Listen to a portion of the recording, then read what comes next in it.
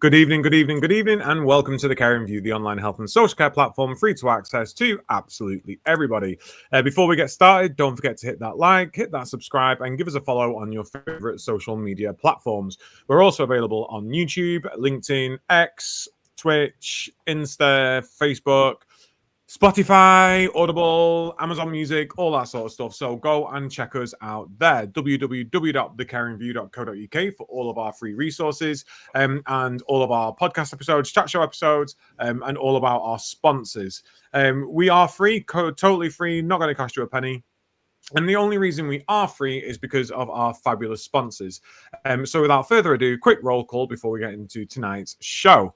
We have Prosperwell, the UK's leading digital marketing agency for all of your marketing needs, whether you want to increase occupancy, overhaul your revenue, or actually just tell people about the amazing stuff you do. Go check out Prosperwell. We have CBAT, which is Care Business Associates Training, our friend Paul Blaine and the wonderful team over there. Meeting all of your health and social care training needs. So do go check them out. I say this every single week. We use them. Fabulous for chaps, fabulous for your trainer needs, and any of your health and social care needs. They also have some high performance leadership training that they deliver as well. So if you're wanting to upskill and develop your new leaders or your current leaders, please do go check them out. We have Attis Care by Attis Insurance Brokers for your comprehensive care coverage and proactive risk management. James Bergen, our friend over there, is also a helpful voice at the other end of the line. You're dabbling in digital social care records. Maybe you're new to them. Maybe you're wanting to try someone different. Please check out Log My Care. Great for complex care providers. And if you are unsure, they have a freemium version which you can try before you buy. If you miss any of these websites as we go along, don't worry. You can go directly to our website, click on their logos, and it will take you through to them. Better yet, just watch the episode all over again. We have Health Automated Online and Learningment Online, AI-powered products here, AI-powered care planning, AI-powered training, and the brainchild of Jack White. Jack AI also powers our website, so a huge thank you to the team over there. We have Florence, directly connecting healthcare professionals and organizations with shifts and training around the country. Great alternative to agency use, and also, again, another really intuitive online learning platform. And last but not least, we have Every Step Care Consultancy, transforming care services with tailored consultancy, turnaround management, coaching, and compliance support. www.everystepcare.com. Good evening, Mark. How are you? Yes, not too bad. Not too bad. I was smiling because in my head I was thinking, I'm so pleased you do the intro every week. Oh, it's not. Once you've done it so many times in a row, it's actually quite easy to get it all out. And I think I've got it down nice and short now. We're only 3 minutes into the episode. I'm a natural. Oh no, I wish I was, Henry. I wish I was. Henry, Katie, welcome back to the show. How are you both? Very good. Very good, thank you. Thanks for having us. Yeah, thanks for having us back. No, thank you for coming back. We were inundated with questions after the last show. And as I said last week, I'm not going to lie, I was dead worried about the previous show because bids, tenders sounds incredibly boring. Not going to lie. I was like, what do I need to know about bids and tenders? And we finished that episode and I was like, I want to know more about bids and tenders. I feel like empowered that I could do more with my role now, and I know more. And when people are talking about bids and tenders, I was geared up to actually try and find something to bid on. I was looking for a tender to bid. And when Mark said we were doing a part 2 and a follow-up because of all the questions, I was like, brilliant, great result, not bored, not nervous. This is going to be an absolutely stellar show. But for those who did miss the previous episode, why? Go catch up on our YouTube channel after this one. But tell us a bit about where you're from and what you do, Katie. Yeah, so I'm Katie. I'm the head of bids, so head of health and social care bids at Bespoke Bids. I've got a 7-8 year history working in bid management, so I've been kind of been a professional bid writer for as long as I've been a professional grown-up. And basically, I've been working at Bespoke Bids for 2 and a bit years now. And I lead our team which specialise in health and social care, which is our kind of key demographic, our key sector. It has been since our inception. So we kind of have, as long as Bespoke Bids has been around, basically we've been specialising in supporting small businesses to bid for government contracts. So anything that's kind of procured in the public sector, anything that's using government money basically, needs to go through a formal tendering process, and we help small businesses understand the vastly complex world of public sector procurement, which is not tailored for the faint of heart, basically. We've got Henry here as well. Henry, do you want to introduce yourself? Yeah, my sort of track record and history ain't quite as glamorous as yours. Oh, very glamorous.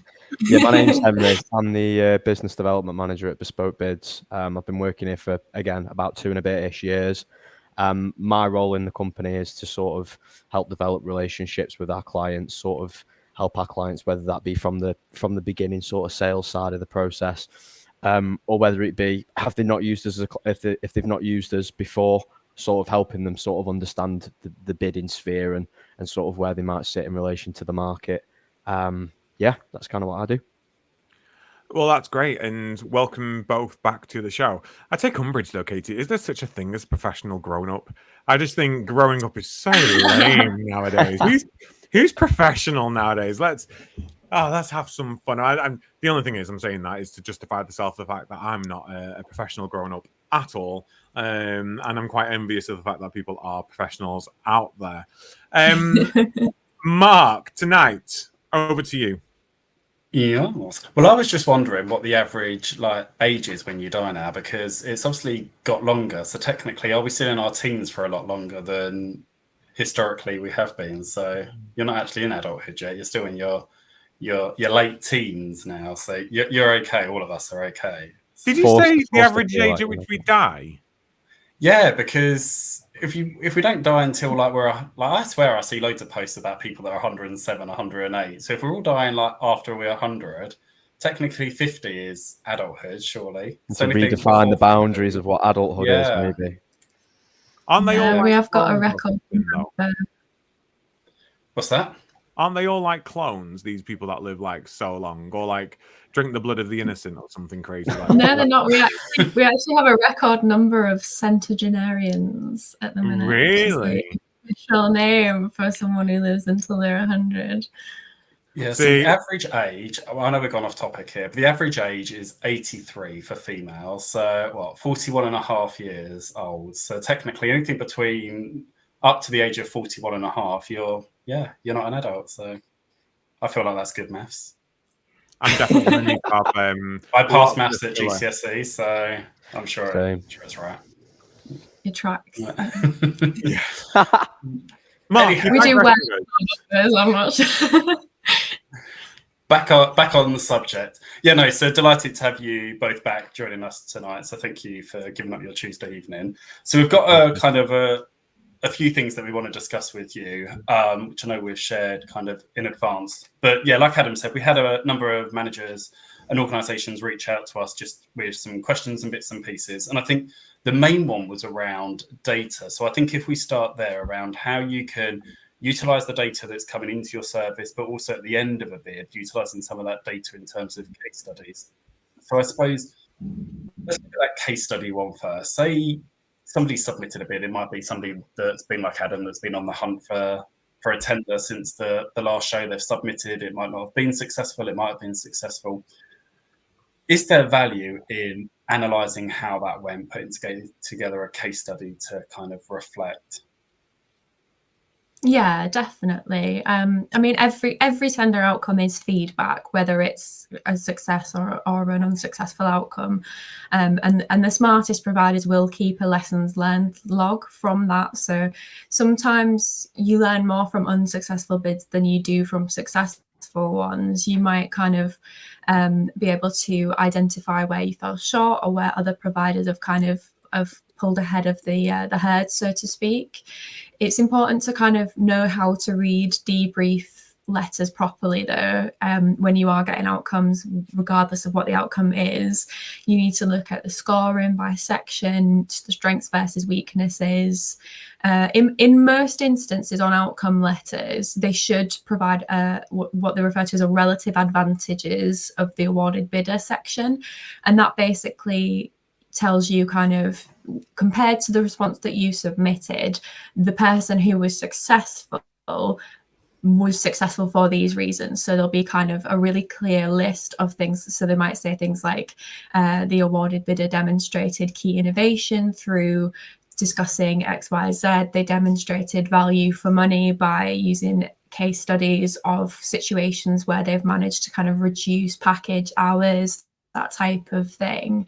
It's all really important information in terms of kind of changing your approach next time, because you can learn from that where you felt short or what your competitors are doing in the marketplace that is setting them apart, and you can feed that into your lessons learned log, and kind of use that moving forwards to strengthen your approach, and not even just within your bid, within your business. Like the most intelligent thing to do on the back of an unsuccessful outcome is to understand the relative advantages of the awarded bidder, digest that information, and then make those changes in your business, because just talking about that next time isn't really going to cut it. You need to deliver on it once you do make those promises. In terms of case studies, it is a really key thing to kind of use to change the outcome of your bid. If you're using anonymized examples, that's going to demonstrate that you not only understand what they've asked you, but you can demonstrate that understanding in practice. You can kind of show quantifiable improvements in terms of, like, if you've got an example of Mrs. X who came into the service on kind of a rehabilitation package, after X amount of months she was able to kind of reduce care hours by this amount. All that data really strengthens your response, and data is one of the most important things that you can do in your bid to kind of set you apart, to really make you kind of an unchallengeable entity. If you are kind of saying what you're going to do, you're using it as a sales approach, that's not really the right way to go about it. You need to demonstrate kind of how your offering is going to deliver value for the buyer. It gives you a bit of credibility, and it's the most important way of kind of changing a promise into proof is the action that comes from including data. So linking numbers to things like outcomes, so like 90% satisfaction combined with a story of improved independence, is really going to strengthen your response. It's going to show you know what you're doing. It's going to show you can deliver outcomes that the buyer wants to achieve within the service and as part of that bid. Thank you very much. Just listening to you there, you spoke about the relative advantages. Is there any advantage of providers bidding, even if they have no intention of actually winning, just to get that relative advantage letter from the local authority or whoever it is that's procuring? Definitely. Yeah, it's one of the best ways to kind of grow your business is bidding for stuff that you potentially aren't quite ready yet, because you do get that feedback, you do get those relative advantages. It helps you kind of set yourself apart in the marketplace if you can kind of show that you're understanding, and it also gets your name out there as a business. So buyers will kind of recognize bidders. They'll see that the same people in the same areas are bidding for things. They'll see the growth from one project to the next, and as well as kind of the actual bid process, even before the bid's release, being actively involved in the market engagement process, being involved in the dialogue and the development of the bid before it's released, really strengthens your kind of brand in the buyer's minds. So market engagement, if you're not aware, is before bids are released, buyers will engage with the communities that are going to be bidding. So the buyers, the public forums, basically, for the people who are going to be providing the service, to give their insights, give their input in terms of how the bidder is actually going to prepare the bid itself. So they'll kind of put out the outline of what they're going to release. They'll ask for feedback on that. They'll ask for kind of all this data from buyers who are delivering services like this that will in result kind of form the final bid pack. And so engaging in processes like that, engaging in tenders that you maybe aren't equipped to deliver yet, and you're reaching a little bit beyond, is the best way to get information about how to kind of get to where you want to be. Thank you very much. Lots of food for thought there. Adam, any thoughts from you there on any of that? Couldn't unmute myself then. Not gonna lie, my brain's a little bit bashed now because I'm sat there going, right, okay. In fact, all I envisioned when you asked your question, Mark, was sometimes I do it on eBay where I bid for something, and I don't really want it, and then accidentally win it. Is there a risk of that happening if we do what Mark does or Mark suggests, and bid for practice and then accidentally win a bid? Can we then refuse it and turn it down, and would that negatively impact us? It shouldn't negatively impact you, but obviously it can. It probably would, to be honest, because if you make a name for yourself as a provider that bids for tenders and then can't deliver them, you're building a name for yourself as someone who kind of is unreliable, is going to kind of renege on promises, and buyers will remember that. So it is important to kind of make sure that the projects that you go in for, you're very considered about where you're going with it, what you're looking to do, and what your intended outcomes are going to be. So there is a fine line. You need to kind of make sure that you're doing this in the right way. You don't want to just go out and bid for every single project, because not only is that going to kind of cost you time and resources and kind of all that side of things, it could also backfire in that way, and you could end up kind of becoming a bit of a flake in the industry. It's important for you as well. If we're going to be working, if you're going to be working on a tender contract and you're bidding for something that you're not necessarily ready to mobilize on, you've got to think about the outcomes for your business. You're going to be investing time and money into something. If you can't mobilize on it, then realistically, you're looking at not really much of a return on investment on your behalf in terms of the contract. It's really important that the stuff you're going for is well within the realms of possibility for something that you can deliver on. Yeah, makes perfect sense. How far into that tender sorry, Adam, how far into that tender process do you have to be to get one of those relative advantage outcomes letter? Is it just an expression of interest, or have you got to submit a full bid and then? No, you would need to have submitted a full bid and kind of met all the requirements of the tender. It's a part of the outcome letter, so it's a piece of the final award letter, the notification that tells you yes, you won, no, you haven't won. In terms of, sorry, Katie, to cut you up, if in terms of providers who are thinking about bid readiness or about where do they sit, obviously the outcomes letter is going to provide you feedback on sort of on your strengths and weaknesses.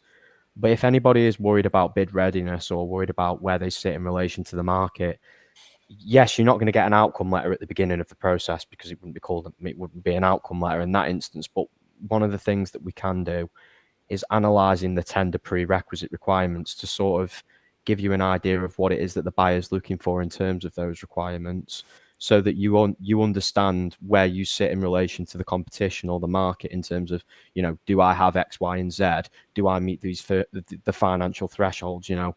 Looking at the quality questions, they're asking about staffing capabilities. They're asking about social value, about presence in the local area. Do you have all of these things in relation to the buyer, in relation to your business, to sort of give you an idea? These are things that are put forward to you at the beginning of the process to sort of give you a better idea. So it's not the same as an outcome letter, because obviously you're not getting told what your strengths and weaknesses are, but you are given a good overview of what's required and what is going to need to be undertaken as part of the bid writing process in order to see where you sit in terms of your bid readiness, if that makes sense. Yeah, absolutely. And there are other benefits, like not just this relative advantages of the awarded bidder that comes with the outcome letter, but there are other advantages of engaging with tender processes and not following through if you are looking to kind of develop your business. So you could do things like expressing interest in opportunities and then analysing the clarifications log to see what buyers are asking, to see what kind of issues are coming up with it. And the bid pack itself as well, themes are repeated by buyers across a lot of bids. So if you're waiting for a DPS to come up for the London Borough of Havering and it's not due out for months and months, but you see that they've released a single supplier extra care contract now, express interest, download the bid pack, review the documents, look at what that council's kind of key focus is, look at the links that they've provided to what their kind of deliverables are that they want to be looking at in terms of social value, all of what they're including in terms of their goals are going to be largely similar across different bids. So it'll give you a bit of a proactive head start in terms of what you're going to need to prepare. It's not going to be as in-depth as what you're going to need for a single supplier project in terms of actually delivering the bid, but it will be similar in terms of background, in terms of kind of themes. If you're seeing that their social value themes are really focused on particular outcomes or particular sort of if they're really into the environment, or if they're really into kind of developing the community, or they've got a real key focus on local employment, that's not really going to change from one tender to the next with the same council. So it's all really good data to help you get bid ready before the tender that you are interested in gets released. Okay. I felt like I was prepared for this before we started, because I was like, the first episode, I was like, yes, sponge. And now I'm like, there's loads to take in, and it's so complex. And I have a lot of admiration for you both, Katie and Henry, how you retain all of this knowledge. And that's why you're the experts and we come to you and ask for help, isn't it? It really is admirable. I do want to move on to some social value questions, but I just want to ask before we move on. I know bid readiness was definitely something we wanted to touch on tonight. Katie, is there anything else that we need to be considering around bid readiness? Yeah, definitely. So, I mean, things like bid readiness, they need to focus on, you need to be focusing on the buyer themselves, but you also need to be looking inwards. You need to be kind of looking at what you've got that is going to be added value, which is a real key strength in tenders. If you've got something that another provider doesn't, if you've got the kind of, if you've got like an ECM system that's a bit ahead of the curve, it's a bit different, you've developed something internally that helps you deliver, you're doing a lot of kind of pilot schemes that are helping the community by things like getting them on electronic bikes in their homes, anything that you're doing that's different, we would consider to be a win theme. So we have a service basically where we work with providers before the bid is the bid that they're looking for, or before they're even aware of a bid that they want to bid for. We work with them to develop their win themes, their readiness for kind of bidding for projects that they're interested in. So what that looks like is we'll sit down with them, they'll look at where they're at now, what policies have they got in place, what kind of certifications, have they got ISO 9001, have they got their carbon reduction plan ready, accounts, that type of thing.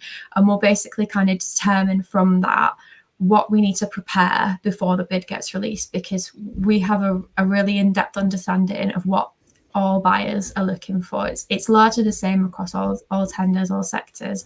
There's a real kind of core group of documents, a core group of kind of information that you need to have ready before you bid in. Then once we've got all that prepped with them, we'll work with them to look inwardly at those win themes. What is it that you have that's setting you apart? If there's nothing, what suggestions could we make? How could we work with you to develop something that makes you a bit more interesting, that develops your story? And basically that is what a bid is. It's storytelling that's backed up with data to deliver the service that they're looking for. You don't necessarily need to be the most innovative, the most kind of out there, the highest earning care provider to win big contracts. You need to be the best storyteller, the best kind of prepared for what this buyer is looking for. And that's what bid readiness is all about. It's making sure that you've got the tools in the toolkit to deliver on your promises when the time comes. Yeah. And we should be good at these things. No. I'm trying to relate it to something that is common to us in social care that might, we might not be used to bid writing. And it's very, very similar for us around our PIRs in a sense, because our provider information returns, which we submit to the CQC, we're sort of showing off everything we do. you know, how we're good at this, what we're really good at, where our barriers are, how we overcome those barriers, what our innovations are, how we support the people in our services, local. So we should be good at this because we do it every year on our PIR. Yeah, and the types of information that you would be including in that would be relatively similar to what you would be wanting to include in your bids. We like to utilize data such as kind of quotes from your CQC report, information from like skills for care reports, that type of thing, to evidence you delivering in practice on previous contracts to demonstrate how you're going to deliver now. So all the preparation that you do for things like your PIR is going to be massively beneficial to getting ready to bid, to developing your story. Anything like that is really important to keep in your bid library, so to speak, so that you have that to hand, you have that to refer back to. And as well, kind of the data that you get back from that. So if you're getting good ratings on CQC, if you've got good kind of feedback from them, if you got service user input as part of that, it's all going to really strengthen your bid. So things like data from survey feedbacks from our people that use our services, relative stuff like that, that's beneficial. Yeah, absolutely. Yeah, anything like that. So like workforce retention rates are something that demonstrates stability. Client satisfaction surveys are going to demonstrate quality. CQC inspection outcomes, they build trust because you've got third party kind of or no holding back input on how you are the right person to do this. You've got credibility from the CQC reports, and like investment in training shows your commitment to development. All these types of things tell a story, and they're all good points to include. And just one last thing, because I'm just trying to think around everything that we potentially do that we could utilize in this. What about pilot schemes and research projects we've been part of? Because that's a huge thing that we're being pushed for in social care now, is to participate in becoming case studies, in becoming research partners and pilot scheme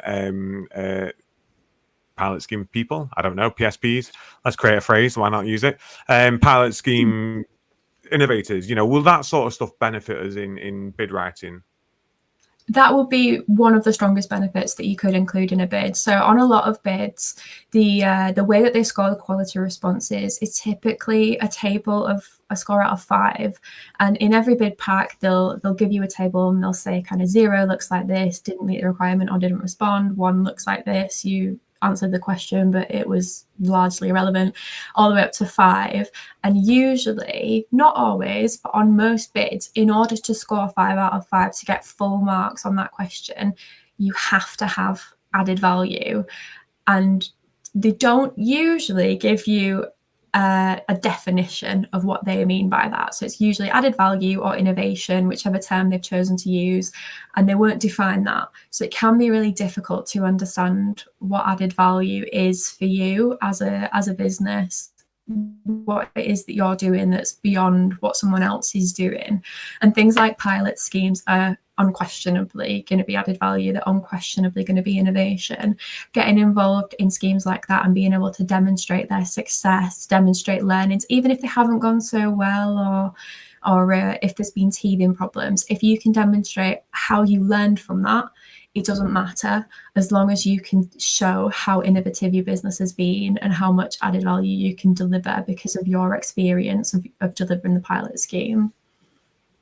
No, honestly, really helpful, really, really interesting. Henry, anything that you want to add on that, Mark? And then I think we could go to the comments before the next set of questions. Absolutely not. Katie's done it justice. I don't need to add anything to that. It's beyond my jurisdiction.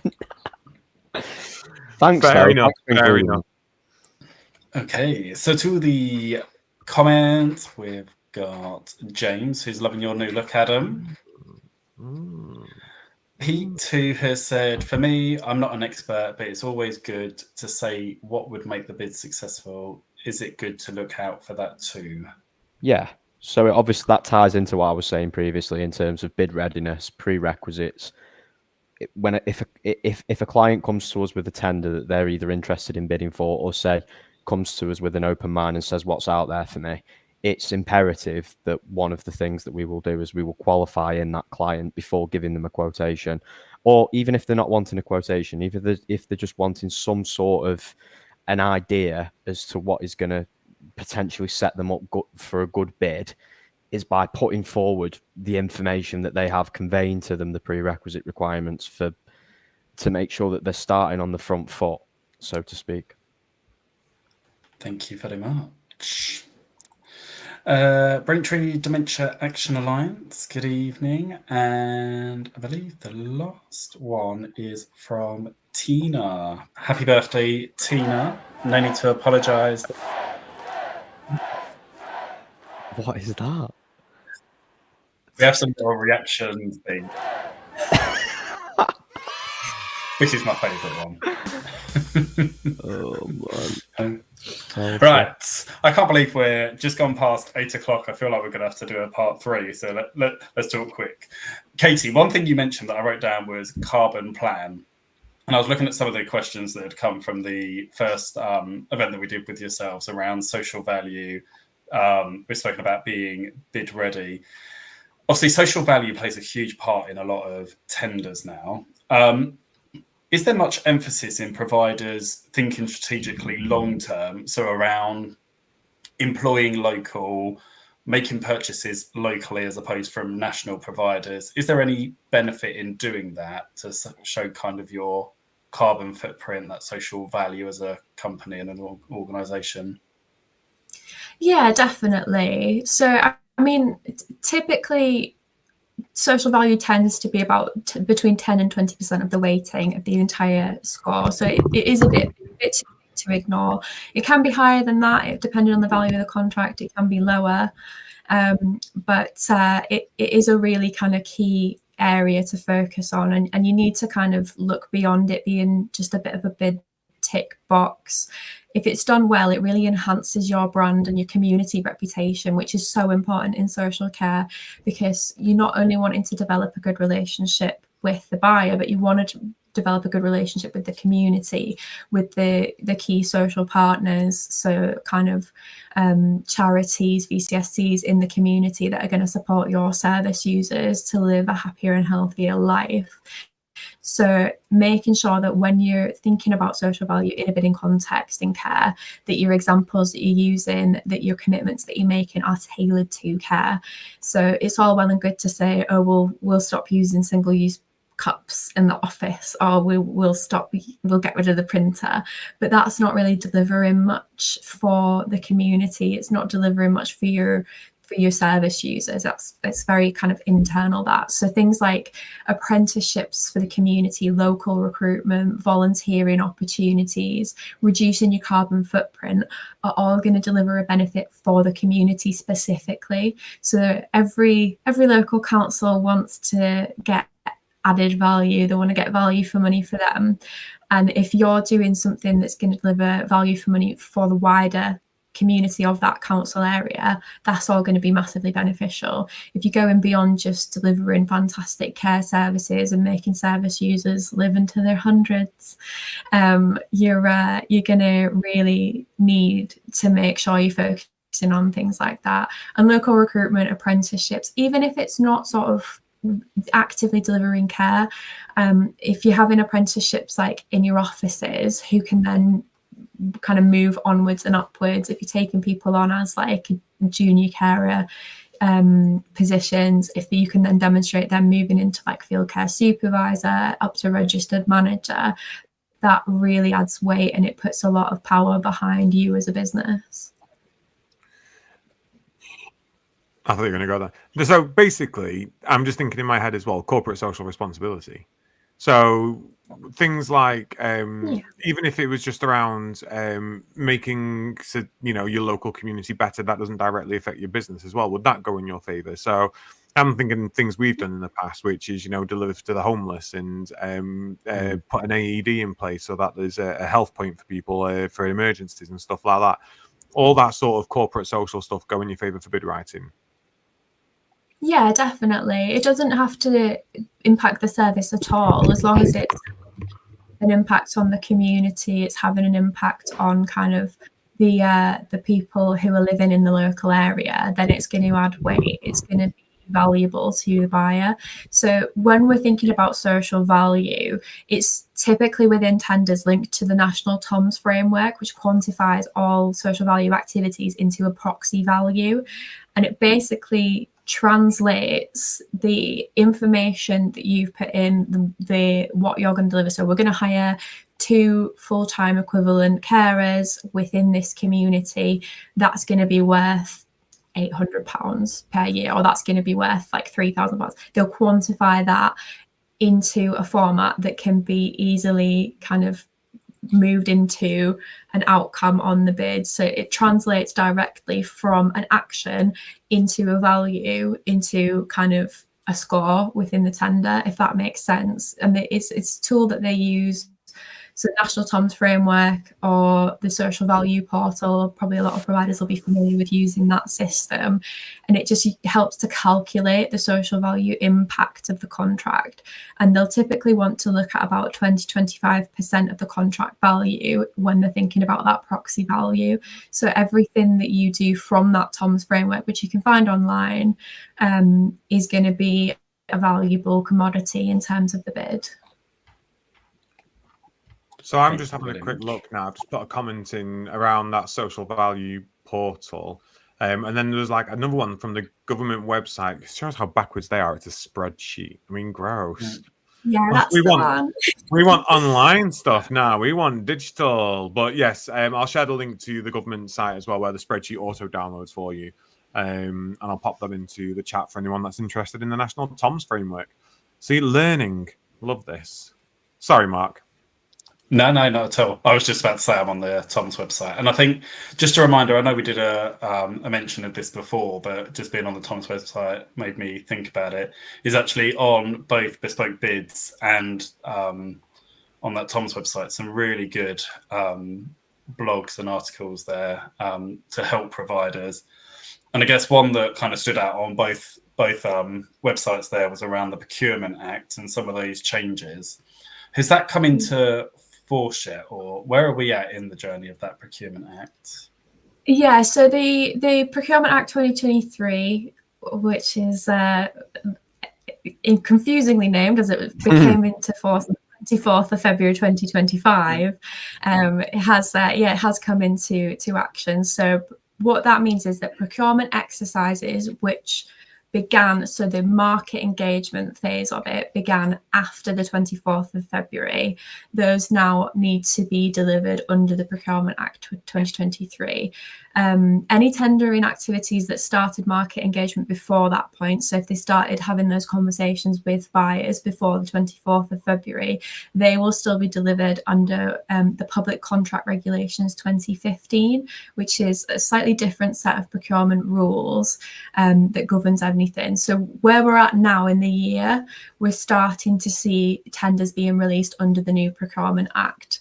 And in the marketplace at the moment, buyers are they're all a little bit tentative. They don't really want to be the first one to dip their toe and release a tender under the new Procurement Act. So they're all kind of in a bit of a waiting to see who goes first. We did a bit of kind of market research with some of our care clients recently to see how they've been impacted by this. And they have found that there has been a little bit of a quiet patch in terms of tenders being released that they can bid for, because I think buyers are just a bit tentative to be first, but they're starting to release them now. Buyers are starting to kind of get a good understanding of what the changes are and how they need to respond to them. So it's now kind of actively the go-to procurement rules on the block.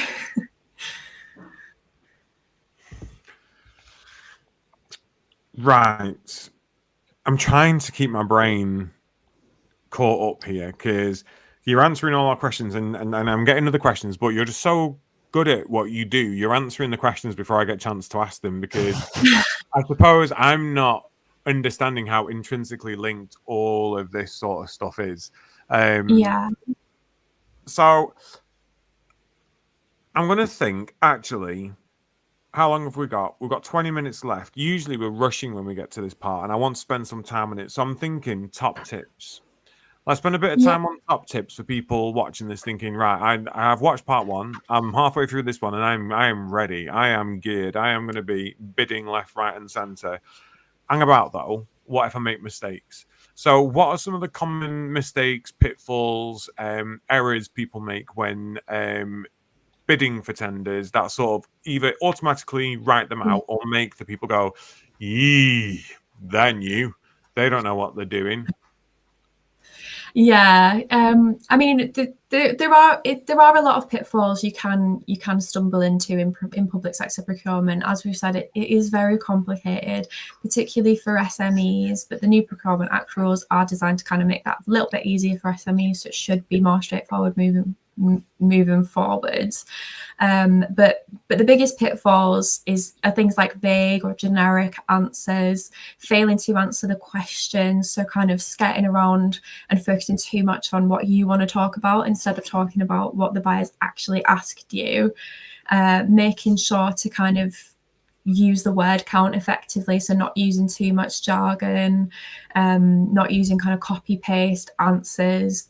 Buyers can spot them a mile off. If you've written this answer for a different but kind of similar tender question, so if last time you were asked about kind of safeguarding adults in domiciliary care, and now you're bidding for a supported living contract for children, and you've been asked another safeguarding question, the answer that you have from your previous tender, it's going to be similar, it's going to have some of the same themes, but it's not really going to be fit for purpose. It's not going to answer the question to the extent that they'll feel comfortable that you're a safe provider to be looking after children in supported living, for example. Other kind of pitfalls, overuse of AI is a really big one at the minute. We're seeing a lot of companies doing that.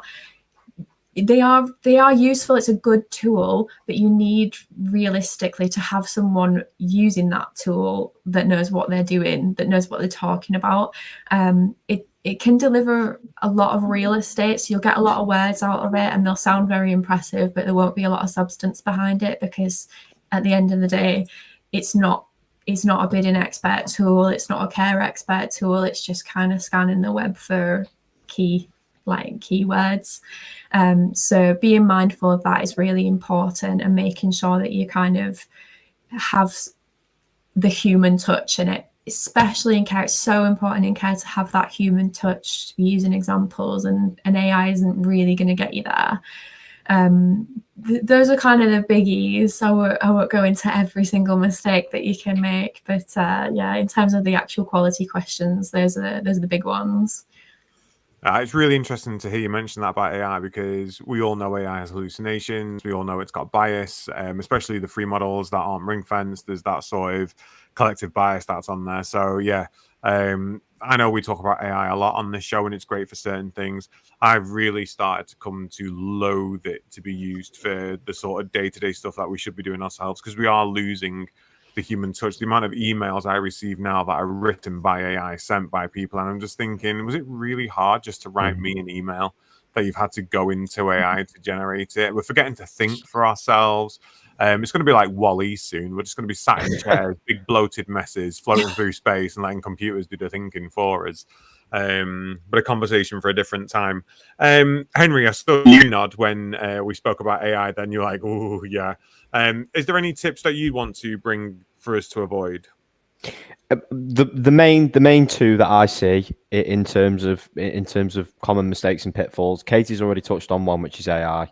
Too many times I've witnessed, providers falling short on bid opportunities because they've used AI to do a job that it simply can't do on its own. Katie's discussed that enough. I would say the second one would just be lack of direction.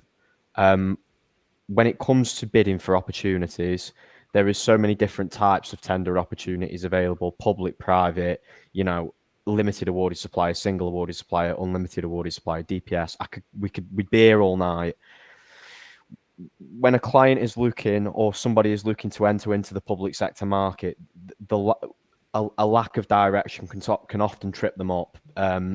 Whether they're bidding for areas that they're quite not ready to bid for because they've not read the prerequisite requirements, and you need to have some sort of staffing capabilities in the area. Whether it be that you're bidding for a limited awarded supplier contract and you only just pass through the financial threshold and you think that's going to be enough. You've got to understand that in the wider context of this whole thing, you are still entering into a bid. You are still bidding against other companies.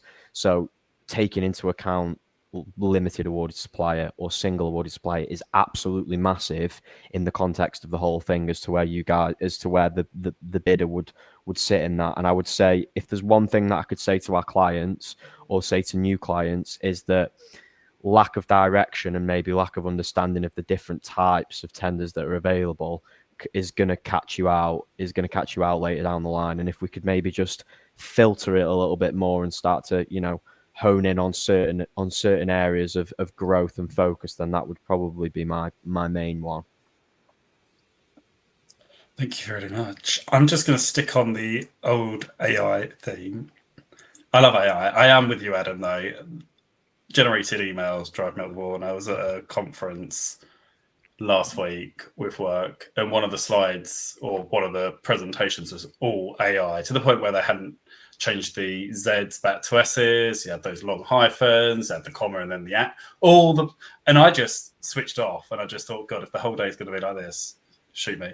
But luckily it wasn't, because the next one was very good. Anyway, back to AI. Is there any benefit in AI for a care provider in terms of that tender bidding process, in terms of the automation? Have you seen, or even if it's not social care related, in some of the other sectors that you work in terms of it finding tenders, giving somebody a competitive edge in terms of looking at what the competition might be doing? Anything really where AI could come in but wouldn't then form part of that actual tender process? Yeah. I mean, I don't know if you wanted to take this one, Henry, but I've got a couple of things I can start us off with. I mean, it definitely has its uses. Like, we're not anti-AI. We're not holding up placards screaming "No robots, no robots." But, it has its place. It's really good for increasing efficiencies for care providers who are. This isn't like, bidding is not their day job. They're going to be really busy. They're going to be really kind of focused on delivering services. They might not know when they're going to have this time available to devote to the bid writing. So it can be really helpful in terms of increasing efficiencies and things like kind of feeding bid documents into it to get kind of a brief overview of the key requirements. It's not foolproof. I'd still read them if you can, but if you can't, if you literally don't have time because you're out kind of dealing with safeguarding incidents, using it to get an efficiency in terms of understanding what you need to be doing, understanding the question itself, particularly if English is your second language, which a lot of care providers, that is the case. It can be helpful because procurement documents are not written in plain English as much as we and kind of companies like the Plain English campaign would like them to be. They're just not. They're not designed for people who speak English as a second language, and that can be a real barrier to business growth.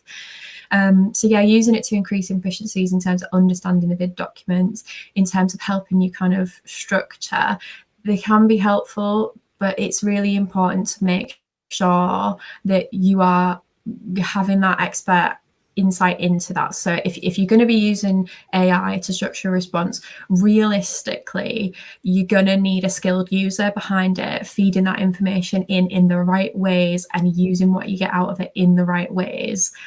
Now that kind of AI use is being adopted in not only kind of people who are bidding for contracts, also people who are evaluating contracts, it's going to be more prevalent and it's going to be more important to have that skilled user, to have that subject matter expert or kind of partner in terms of businesses like ours to help you use it in the right ways and improve your efficiency in the right ways. It's a good research tool as well if you're looking to move into a new area. If you're kind of a London-based provider and you've previously delivered only in Newham and you want to be moving into kind of, I don't know, Southwark, something like that, and you don't really know anything about the communities or the demographics, it can be a nice straightforward way of getting an understanding of what are the key kind of ethnic groups, what are the age ranges, what are the kind of key focuses of the council. You'll get a good insight into that. If you can't or don't have time to do extensive research like businesses like ours do, obviously we've got all the time in the world to do things like that in terms of bid readiness with people. But if you can, then using AI for stuff like that is going to be beneficial for you, and it's going to increase efficiencies and it will help you.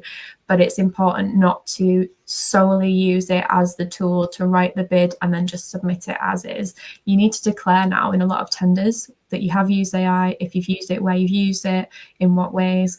And if you submit a bid and then have to declare openly that you used it to write the entire response and you never put any words on the page yourself, you're not really going to be very likely to get ahead with that, because they're not going to have faith in you.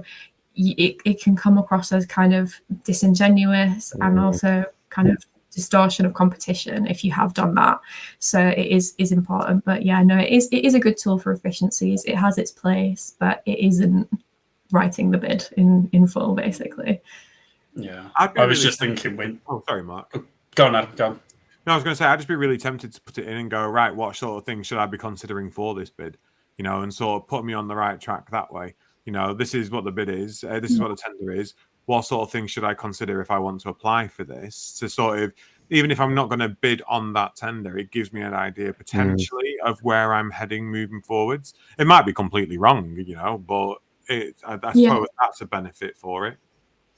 It can give you a starting point, definitely.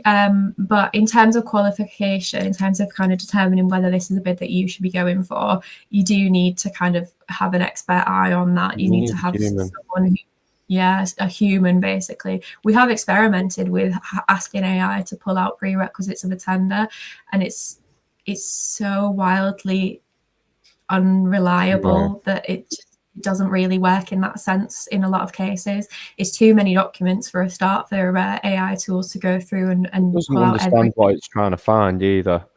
I mean, exactly. The way that I view AI in terms of just not in the wider for the wider world, but also for what we do here is, if you type in if you're playing tennis and you want to improve your tennis serve, you ask AI to improve your tennis serve. It's going to give you some information on how to do that, but it's the human, it's the coach, it's the onlooker that can come over and can adjust certain things after having watched you, can physically change those things. And it's exactly the same for our work. AI can be used as a tool to give you a basis of information or maybe do things to a certain extent. But without that human input, without that expertise of what we can offer, of what another human being can offer within the industry, you're only ever going to be scratching the surface, unfortunately. And that is just a fact. And that's just where it's at the moment, and there isn't any really getting away from it. And one thing that I always implore to people is, yes, we're in it. You could argue that we're in exciting times in terms of we're in this sort of AI revolution where everything seems to have sort of been encompassed around AI. But don't get carried away with that, because you will get caught out very quickly, and you will come to realize that AI can only do so much. It is very much supposed to be used as a tool, as Katie's just touched on then.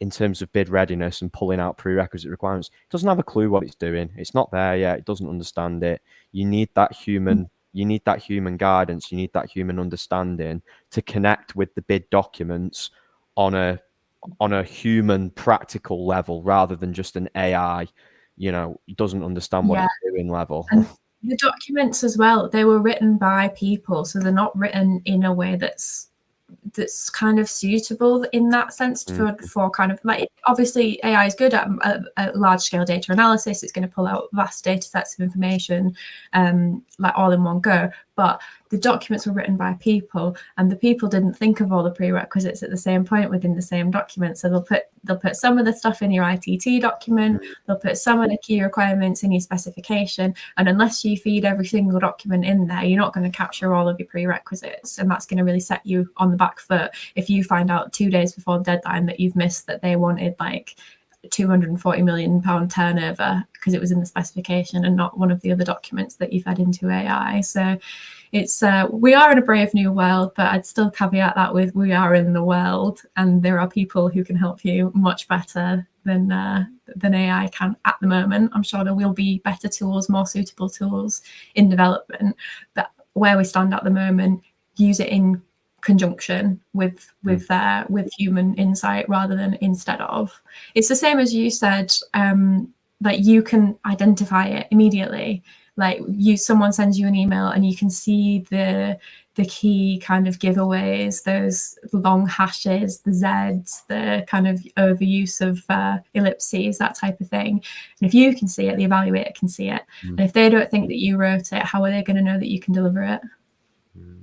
No, some great tips there. And I think listening to you there talking about like using AI to structure it and the research is, you need to then be careful that none of those documents end up in your tender pack, because you'll have AI watermarks all behind it, especially if you've got a local authority that's a bit more savvy and is putting that through an AI checker, it's going to pull up straight away.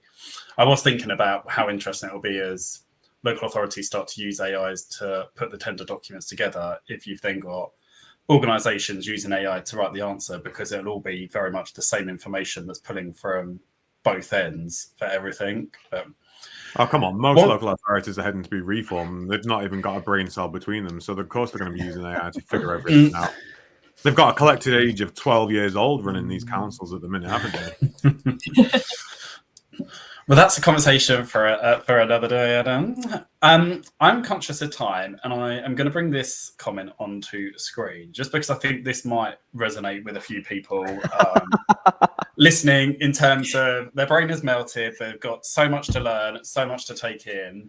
I guess a perfect question to end from both of you, Henry, Katie, in terms of, I think there will be a lot of care managers out there in this situation. What would be your top tips in terms of where can they start? Obviously, going back to part one of our conversation, dives into it a bit more in terms of a lot more of a rounded conversation. I know we've deep dived into a couple of the points tonight, but any top tips from both of you? Henry, I'll start with you in terms of where people can go and do. Yeah, Teresa, I wasn't laughing at you. That is just a very relatable comment. Like, I can completely understand that from where you're coming from. Starting at the beginning, keep it simple. Pick up the phone, give somebody a call that you know, whether that be a consultancy such as ourselves or somebody else that you know has entered in, is within the tender sort of area. They may have put a bid together before in the past, and just ask them about their experience, ask them about support in terms of where do they need to go in terms of finding these opportunities. What do these opportunities look like in terms of prerequisites, bid readiness? You know, are the turnover requirements? What are the CQCs? What is the buyer like? You know, figure out where you're trying to expand your business. Are you trying to expand in one particular area? Are you trying to expand out into other areas? Are you trying to stay in one vertical in terms of your sector, or are you trying to branch out multi-sector? Keep it as simple as you can to begin with. Ask all of the questions that you need in terms to sort of understand whether this is the right thing for you. And I would say, yeah, just as much direction and understanding as you can get in the beginning by asking the simple questions, which, you know, hopefully people will have answers for. Then you can start to take it to the next level in terms of, okay, right, from here I now want to look at, you know, navigating certain portals to find certain opportunities. And again, these are all things that you know, either somebody you know or somebody like ourselves can help with. So, but yeah, keeping it simple to begin with, I would say ask as many questions as you've got, because you're right, there is a lot to go through. And I would say the best way to learn, honestly, is to go through the process from start to finish is probably the best way to do it. Thank you very much. Katie, anything from you? Yeah, I mean, in terms of a starting point, I would be remiss if I didn't point out our website. So we have a lot of extensive blog posts on our website that take you through different aspects of the bid process, different types of responses, experiences that you might come across. And they're all kind of written by experts in our team who've been through it 100 times, and they're written in plain English. So they're going to be a much easier way to start understanding than going through any of the government websites. We also have our bid op portal, which helps you to find opportunities. It's very user friendly, and it can help you kind of tailor exactly what you're looking for. But kind of parting like advice from me would just be to, like Henry says, keep it simple. A winning bid is just your story backed by data and then aligned with the buyer's priorities. And as long as you've got that, then you're on the right path. I'm just chuckling to myself because this comments come from a manager of mine And the next comment after it was, sorry, but you're going to get the call, Adam. And I'm like, oh, okay.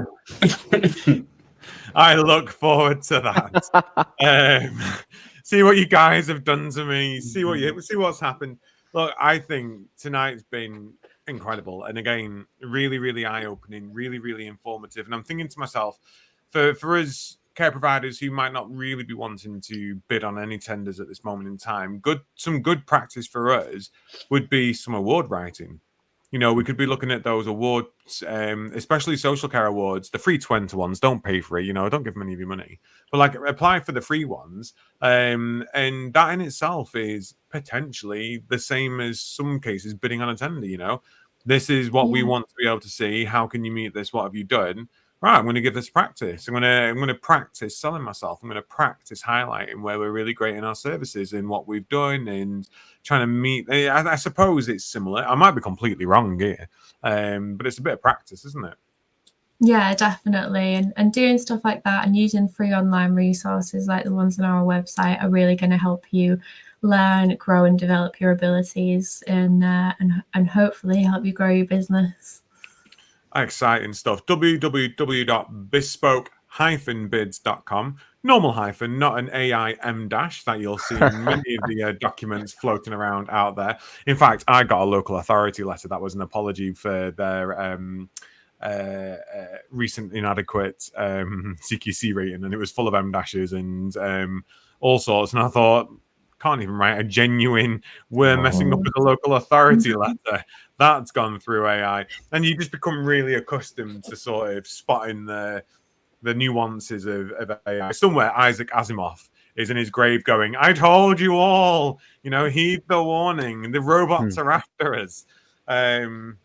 We'll see what I think. As soon as we break quantum computing, that's it. You know, we're done for. You'll have Jeff Bezos uploading people into computer brains, and the rest of us will just be cannon fodder. Or if you believe what happens on TikTok, tomorrow's the rapture. So, you know, give each other a hug tonight.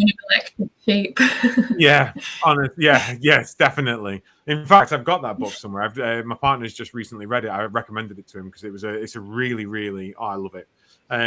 But this isn't a book club. Right. Okay. So www.bespokebids.com, bespoke-bids.com.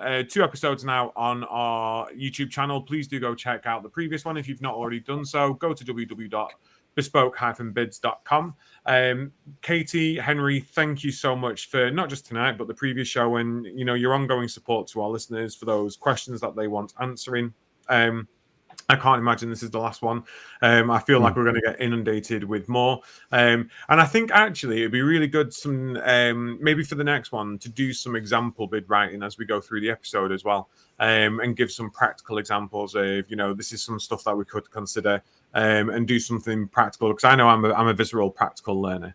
And sometimes I like to see a good example up on the screen, and it gets me focused, gets me zoned in. Until then, we are going to be live next week, are we, Mark? We are indeed. So next week we are discussing the Oliver McGowan Code of Practice, which came out on the 6th of September. So we've had a number of providers reach out to us around what do they need to do, what do they need to know. I think, as always, you've got a lot of cowboys in the sector delivering training that then isn't meeting the code and have been picked up by kind of what CQC are looking for. And CQC have done their own statement in terms of how they're going to be using the code as part of their inspections, which is now live. They're doing it from the 6th of September. So, yeah, we're going to break that down into kind of some very identifiable bits and pieces that you can do and hopefully leave knowing where to go, who to get training from, what you need to look for, and kind of digesting that code of practice. So looking forward to that.